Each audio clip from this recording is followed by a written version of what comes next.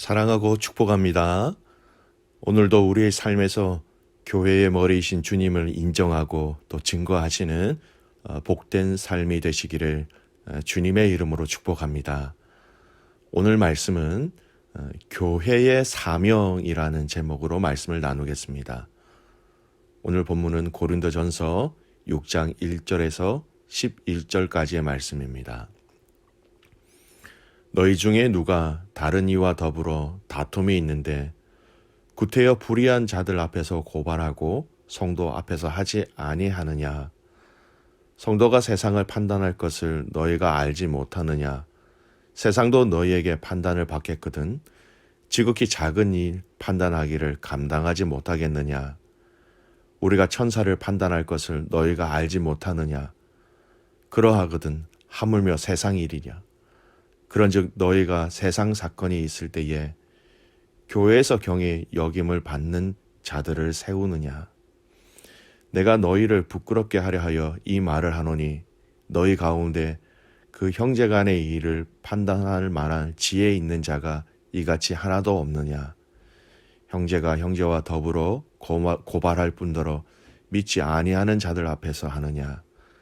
너희가 피차 고발함으로 너희 가운데 이미 뚜렷한 허물이 있나니 차라리 불의를 당하는 것이 낫지 아니하며 차라리 속는 것이 낫지 아니하냐.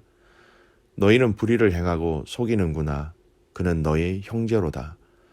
불의한 자가 하나님 나라를 유업으로 받지 못할 줄을 알지 못하느냐. 미혹을 받지 말라. 음행하는 자나 우상 숭배하는 자나 간음하는 자나 탐색하는 자나 남색하는 자나 도적이나 탐욕을 부리는 자나 술 취하는 자나 모욕하는 자나 속여 빼앗는 자들은 하나님 나라를 유업으로 받지 못하리라. 너희 중에 이와 같은 자들이 있더니 주 예수 그리스도의 이름으로 우리 하나님의 성령 안에서 씻음과 거룩함과 의롭다 하심을 받았느니라. 아멘. 오늘 이 고린도전서 6장에 나오는 말씀은요, 이 고린도 교회 안에 있었던 형제들 간의 송사의 문제를 얘기하고 있습니다. 1절 말씀을 보십시오. 너희 중에 누가 다른 이와 더불어 다툼이 있는데 구태여 불의한 자들 앞에서 고발하고 성도 앞에서 하지 아니하느냐. 사도 바울은 분쟁과 다툼이 생긴 것에 대해서 5장까지의 말씀을 통하여서 합하여 하나가 되어야 한다라는 말씀으로 계속해서 말씀을 증거하였지요. 그런데 오늘 읽은 이 6장 본문의 말씀은 이 공동체 안에서의 문제, 이 공동체 안에서의 어떤 다툼의 문제를 이제는 세상 사람들에게 해결해 달라고 의존하는 것, 흔히 이야기하는 이 불신자의 도움을 입어서 이 문제를 해결하고자 하는 것에 대해서 강하게 질타하고 있는 것입니다. 바울은 이러한 교회 안에서의 문제를 하나님을 알지 못하는 불의한 자들에게 가서 해결해 달라고 하는 것은 정말로 부끄러운 일이다. 이렇게 얘기합니다. 바울이 이렇게 이야기하는 이유를 이유를 이야기하고 있습니다. 2절 말씀 보십시오. 성도가 세상을 판단할 것을 너희가 알지 못하느냐. 세상도 너희에게 판단을 받겠거든 지극히 작은 일 판단하기를 감당하지 못하겠느냐. 여러분, 이 말씀이 무슨 의미입니까? 여러분, 성도는 불의하고 죄악된 세상에서 하나님께서 따로 구별하신 거룩한 백성들이에요.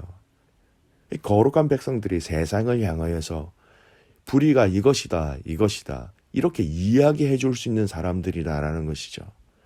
근데 이러한 그리스도인들이 자신들 사이의 문제를 이 불의한 자들, 하나님의 진리를 소유하지 못하고 하나님 나라를 유업으로 받지 못하는 자들, 그 영적인 그 진리를 제대로 깨달지 못한 자들에게 나아가서 심판을 받는 것, 재판을 받는 것, 그 자체로 아주 큰 모순이라고 얘기하고 있는 것입니다.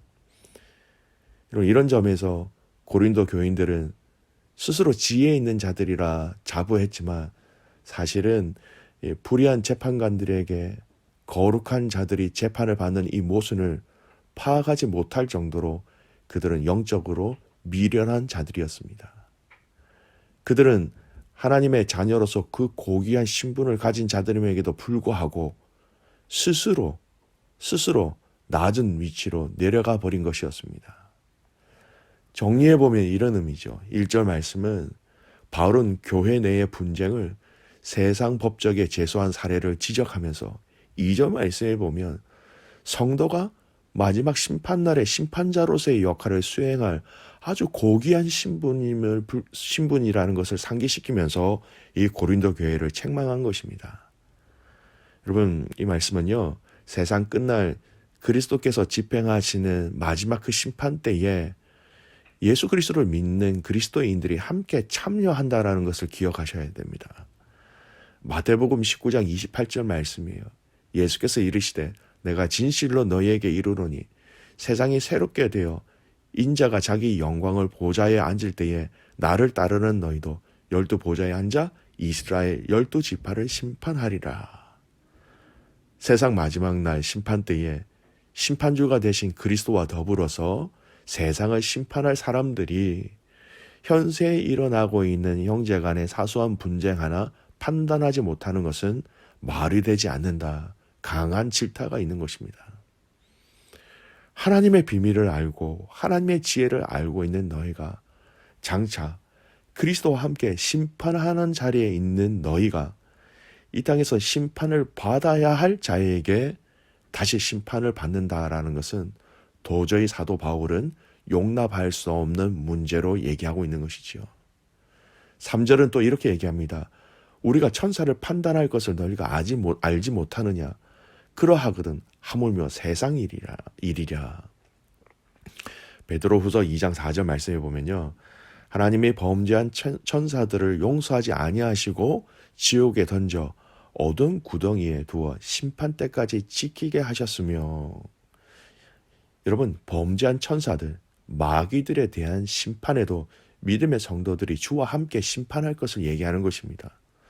천사들까지도 우리가 심판하는 그러한 고귀한 은혜와 신분을 받은 자들인데 너희가 이러한 신분을 알고서도 세상의 사람에게 심판을 맡긴다라는 것은 너희의 신분과 너희의 신앙의 정체성과 너희가 진정한 복음을 알지 못하는 것이다. 이렇게 책망하고 있는 것입니다. 여러분, 그렇다고 해서 바울이 세상 법정의 권위를 무시하는 건 전혀 아닙니다. 실제로 여러분, 바울 자신도 세상 법정의 권위를 인정했기 때문에 후에 로마 법정에 로마 시민으로서 올바른 재판을 대우를 요구했었지요. 여러분, 어쩔 수 없이 원하진 않지만 세상의 재판으로 가는 경우도 있을 수 있습니다. 하지만 바울이 지금 말하고자 하는 핵심이 무엇이냐면 믿음의 성도들이 같은 하나님의 자녀로서 같은 하나님 나라의 비밀을 알고 믿는 또 확신하는 자들이 이러한 방법을 취했다라는 것은요, 바로 세상 법정에 송사하는 자들, 그들이 불의한 자다, 이렇게 결론을 내리고 있습니다. 여러분, 이 문제를 성도의 삶이라는 견해로서 또 바라볼 수 있습니다.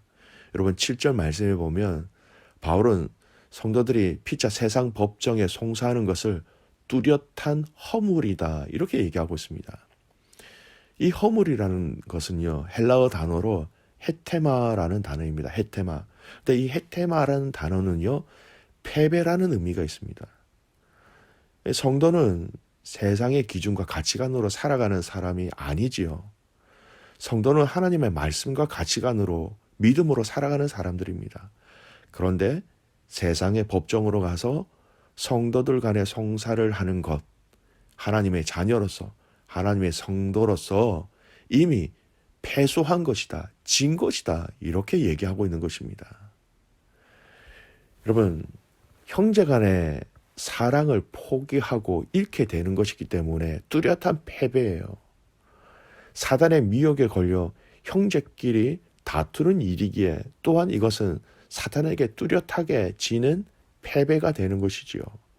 셋째는 진정한 재판장 되신 그 하나님이 아닌 다른 것에 의지하였기 때문에 누가 주인인가 하는 이 질문에 패배한 일이 되는 것입니다.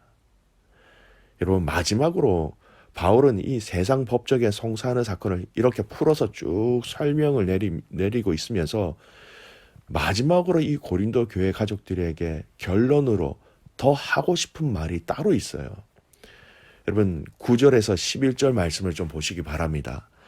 불의한 자가 하나님의 나라를 위협으로 받지 못할 줄을 알지 못하느냐?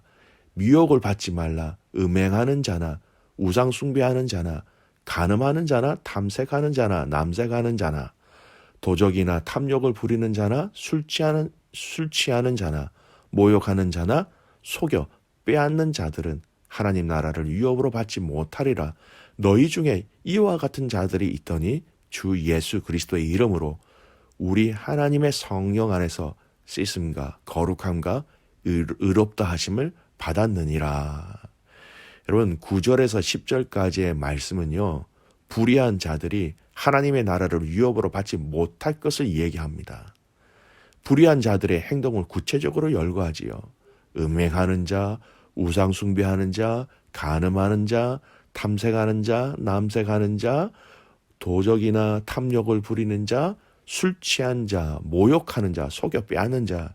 여러분, 이 불의한 자 안에 세상에 송사한 사람들도 들어간다는 것을 여러분 알고 계십니까? 그런데 오늘 읽은 이 본문의 마지막 11절 말씀을 보십시오. 이 11절 말씀이 사도 바울이 고린도 교회 가족들에게 진정한 진실로 전달하고자 하는 핵심입니다. 이런 의미죠. 과거에 너희 중에서도 이와 같은 자들이 있었지만 과거도 너희 중에 이런 불의한 자들이 있었다라는 것입니다. 불의한 자들이었지만 너희 중에서도 이와 같은 범죄한 자들이 있었지만 여러분, 그들에게 어떤 일이 일어났습니까? 예수 그리스도의 이름으로 하나님의 성령으로 씻음과 거룩함과 의롭다 하심을 받아서 너희들이 이 믿음의 공동체 안에 있다라고 얘기하고 있는 것이죠. 너희가 과거에는 불의한 자로서 불의한 행동과 삶을 살았지만 이제는 예수 그리스도의 이름과 하나님의 성령으로 거룩한 자가 되었다는 것을 너희는 기억하라는 것입니다. 여러분, 성도의 정체성이에요. 여러분, 교회의 정체성을 얘기합니다. 교회 안에 이런 분쟁, 또 세상 법정에 소송하는 일, 또 그 소송한 불의한 자, 또 그 불의한 자들이 행동하는 그 모든 불의한 행동들을 열거하면서 그러한 자들이 분명히 공동체 안에 있는데, 또 있을 수 있는데 교회가 무슨 사명을 감당해야 하는지를 얘기하는 거예요. 교회가 무엇에 집중해야 하는지를 말해주는 것입니다. 교회는 그러한 자들이 온다 할지라도, 그러한 불의한 행동을 했던 자들이 주위에 있다 할지라도, 그런 불의한 행동을 하는 세상 속에서 살아간다 할지라도 교회는 예수 그리스도의 이름으로 하나님의 성령으로 죄인이 거룩하게 되는 일에 모든 성도와 교회가 집중해야 하는 것이다. 바울은 그렇게 전달하고 있는 것입니다. 여러분, 성도의 교회의 진정한 승리가 무엇인지를 이야기하는 것입니다. 세상 법정에서 이기는 것 승리가 맞습니다. 하지만 진정한 성도와 교회의 승리의 정의가 무엇입니까?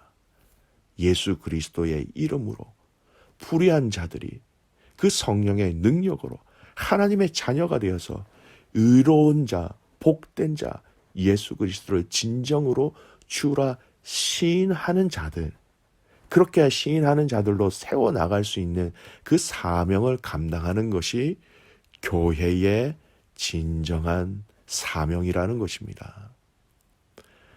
사랑하는 귀한 믿음의 가족 여러분, 오늘 우리에게, 저와 여러분에게, 코너스톤 한인교회 모든 식구들에게 교회의 사명이라는 것을 주셨습니다.